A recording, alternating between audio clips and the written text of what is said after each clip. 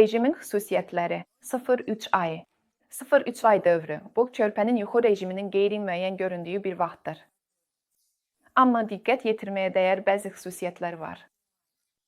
Bütün körpələr üçün ortaq olan bir şey var. Onlar çox yatırlar. İlk bir neçə həftədə orta hesabla gündə 18-dən 20-22 saata qədər yatırlar. Yuxu və oyaqlıq norması bunlar təxmini göstəricilərdir. Əsas yuxu norması, hansına ki siz əsaslanmalısınız, körpənizin yuxusunun keyfiyyəti və onun özünü necə hiss etməsidir. Kiməsə çox yatmaq lazımdır, kiməsə isə az. Bu, artıq həyatın ilk aylarında özünü göstərməyə başlayacaq. Bizim başa düşdüyümüz mənada rejim, yəni bütün yuxular və oyanıqlar saat-saat dəqiq müəyyənləşdirilmiş şəkildə körpə üçün mümkün deyil və fizioloji baxımdan düzgün deyil. Həyatın ilk 3 ayı, gündüz çoxlu yuxular olur, 5 və daha çox. Onların hamısı müddətinə görə fərqlidir. Bu yaşda demək olar ki, hər 2 həftədən bir uşağın yuxu norması dəyişəcək, yəni yuxunun miqdarı azalacaq, oyaqlıq müddəti isə artacaq. Və bunu başa düşmək çox vacibdir. Yuxu problemlərinə səbəb olan tez-tez rast gəlinən səhv odur ki, ana bir rejimdə sanki ilişib qalır.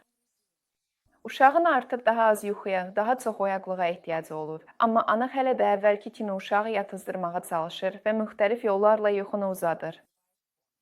Həyatın ilk ayında uşaq fasiləsiz olaraq 30-dan 50 dəqiqəyə qədər oyaq qalır. Gündüz yuxuları 5-6 və daha çox olur. 20 dəqiqədən 3 saata qədər davam edir. Uzun 3 saatlıq yuxu bir dəfə olur. Bir aydan sonra bu yuxunu 2,5 saata qədər azaltmaq lazımdır. İkinci aya doğru isə 2 saata qədər endirmək tövsiyə olunur. Vacibdir bilmək ki, əgər uşaq çox yatıb və 3 saatdan artıq yatırsan, mütləq onu yeməyə oyatmaq lazımdır. Əgər gündüz yuxusu qısa olubsa, yəni 20 dəqiqəyə qədər davam edibsə, çox güman ki, uzun yuxudan sonra körpənin aktivlik dövrü daha az olacaq və o daha çox oyaq qalacaq.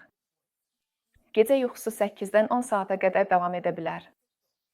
Körpə yemək üçün oyanacaq. Körpələr yemək üçün fərqli vaxtlarda oyanıblar. Bəziləri 5 saat fasiləsiz yatır, bəziləri isə hər 2-3 saatdan bir yemək üçün oyanır.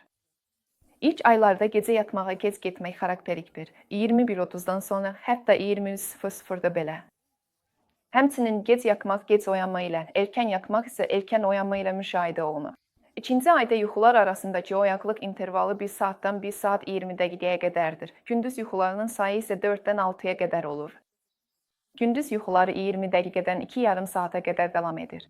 Həyatın 3-cü ayında oyaqlıq intervalı artıq artır və 1 saat 20 dəqiqədən 1 saat 35 dəqiqəyə qədər olur. Gündüz yuxularının sayı isə 4-dən 6-ya qədərdir. Gündüz yuxuları 20 dəqiqədən 2,5 saata qədər davam edir. Körpənin nə vaxt yatmaq istədiyini anlamaq üçün onun yorğunluq əlamətlərinə diqqət yetirmək lazımdır. O, gözlərini ovuşdurur, bir nöqtəyə baxır, barmağını əmir. Bu o deməkdir ki, artıq yatmaq vaxtıdır. Amma bəzi uşaqlar bu əlamətləri o qədər də açıq göstərmirlər. Belə hallarda hər yuxudan əvvəl körpənin asanlıqla yuxuya getdiyi və möhkəm yatdığı optimal oyaqlıq müddətini seçmək lazımdır. Əgər hiss edirsinizsə ki, uşağı yatızdırmaq çətinləşib, o yatmağa müqavimət göstərir, yuxuları qısa, səthi və narahat olur. Bu sizin üçün bir siqnaldır ki, gün rejimini dəyişmək lazımdır.